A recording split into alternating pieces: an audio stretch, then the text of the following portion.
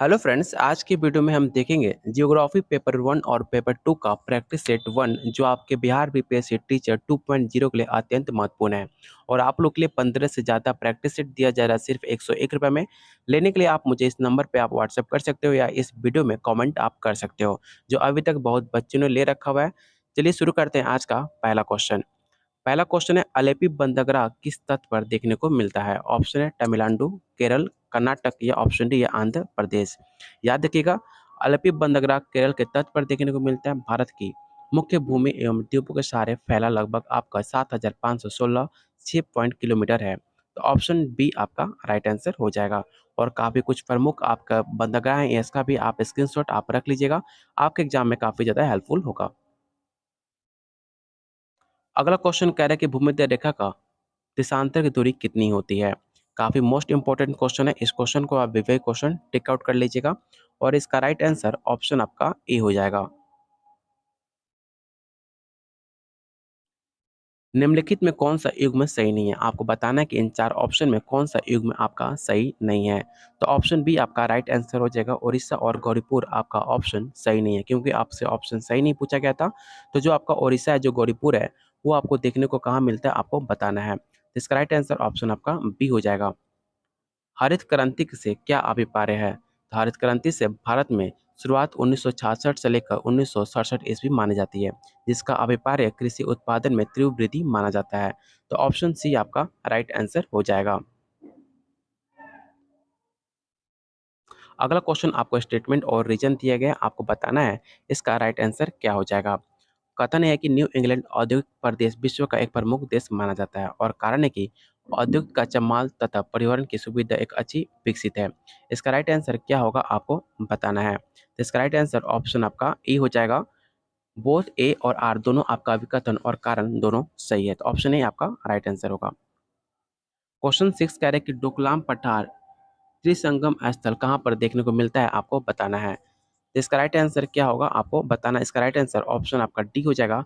भारत, चीन एवं भूटान पर आपका डोकलाम पठार देखने को मिलता है, तो ऑप्शन डी आपका राइट आंसर होगा। क्वेश्चन 7 कह रहा है कि प्लेसर निक्षेप कहाँ पर पाए जाते हैं? तब प्लेसर निक्षेप आपके जलोढ़ पंख और घाटी तल पर पाए जाते हैं। नदियों के तली में खनिजों का अवसाद के रूप से निक्षेपण और प्लेसर निक्षेप कहलाता है, तो ऑप्शन ए आपका राइट आंसर हो जाएगा। ग्राबेन उत्पन्न कैसे होता है? आपको बताना है कि ग्राबेन उत्पन्न कैसे होता है। तो भ्रसन की क्रिया द्वारा उत्पन्न रिक्त घाटी या दरार घाटी की एक महत्वपूर्ण स्थलाकृति होती है, जिसके दबाव पर दो सामान्य भ्रंश की किलोमीटर लंबाई पर पड़ता है। तो ऑप्शन आपका सी राइट आंसर हो जाएगा। महाद्वीपीय विस्थापन सिद्धांत की पुष्टि हुई है, इनमें कौन सा कथन आपका सत्य है, आपको बताना है। चलिए इसका ऑप्शन देख लेते हैं। ऑप्शन डी आपका राइट आंसर हो जाएगा। 1, 2, 3, 4 आपका ऑप्शन, चारों ऑप्शन आपका सही है। क्वेश्चन 10 कह रहा है कि प्रकृति का स्थान एक सलाहकार से अधिक नहीं होती है। ये कथन किसका है? आपके प्रीवियस क्वेश्चन में आपको स्टेटमेंट से 4 से 5 सवाल आपके पूछे गए थे, और इसका राइट आंसर ऑप्शन आपका सी होगा। प्रकृति का स्थान एक सलाहकार से अधिक नहीं होता है। ये कथन आपके फ्रांस के प्रसिद्ध भूगोलवत्ता संभवतः के संस्थापक विडाल डी लॉब्लॉस को जाता है, तो ऑप्शन आपका सी राइट आंसर होगा। उपलब्धता के आधार पर निम्न में कौन सा संसाधनों में वर्गीकरण सही है, आपको बताना है। इसका राइट आंसर ऑप्शन आपका ए हो जाएगा।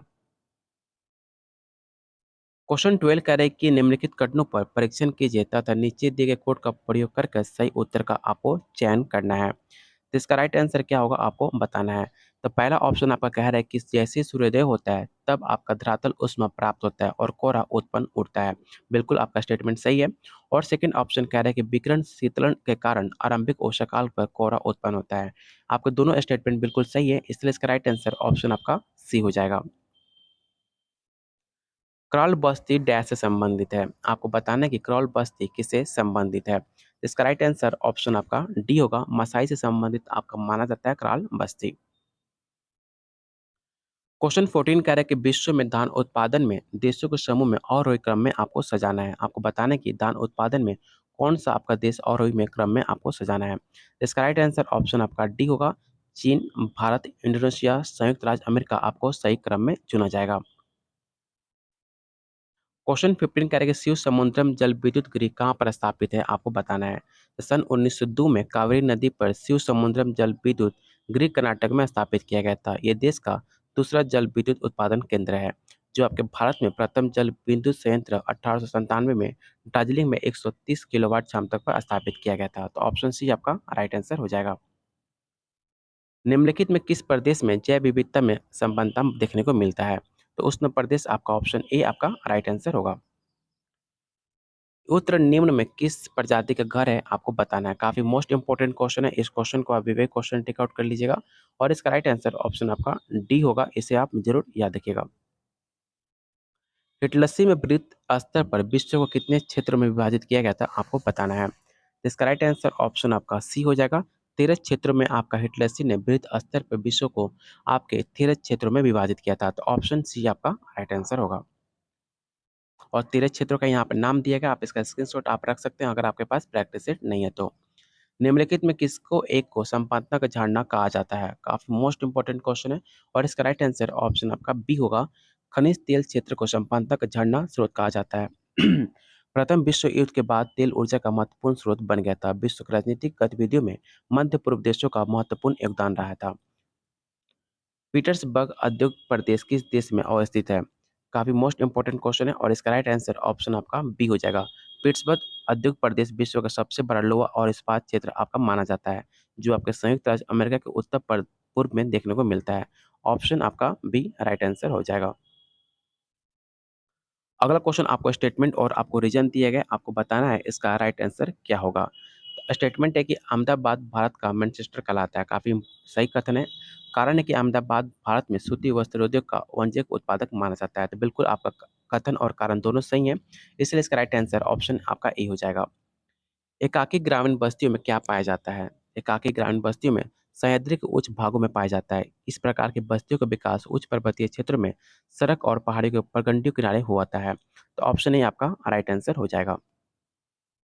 बुशमैन होटॉन्ट प्रजाति किससे संबंधित है? काफ़ी मोस्ट इंपोर्टेंट क्वेश्चन है और याद रखिएगा, आपको बुशमैन और होटॉन्ट प्रजाति आपके निकट प्रजाति से माने जाते हैं। तो ऑप्शन ए आपका राइट आंसर हो जाएगा। और आज के प्रैक्टिस सेट में टोटल आपके 23 क्वेश्चन थे।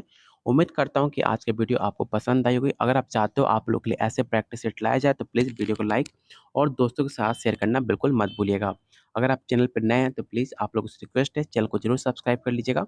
और जिन्हों प्रैक्टिस सेट चाहिए, आपको 15 से ज़्यादा प्रैक्टिस सेट मिलेगा, जो आपके बिहार बीपीएससी टीचर 2.0 के लिए अत्यंत महत्वपूर्ण है, जो आपको सिर्फ ₹101 पे करना पड़ेगा, जो आपके पॉकेट मनी से भी काफ़ी कम है। लेने के लिए आप मुझे इस नंबर पे आप मुझे व्हाट्सएप कर सकते हो या इस वीडियो में कमेंट आप कर सकते हो, वहाँ पर आपको मेरा नंबर प्रोवाइड हो जाएगा और आप वहाँ से आसानी से आप पीडीएफ ले सकते हो। अगर कोई भी आपको डाउट हो तो आपको डाउट भी पूछ सकते हो, कोई भी आपको कन्फ्यूजन हो तो आप मुझे व्हाट्सएप कर सकते हो, वहाँ पर आपकी डाउट को और आपके कन्फ्यूजन को दूर करने की कोशिश की जाएगी। चलिए बहुत जल्द मिलते हैं अगले क्लास में, तब तक वीडियो को लाइक और शेयर करना बिल्कुल मत भूलिएगा।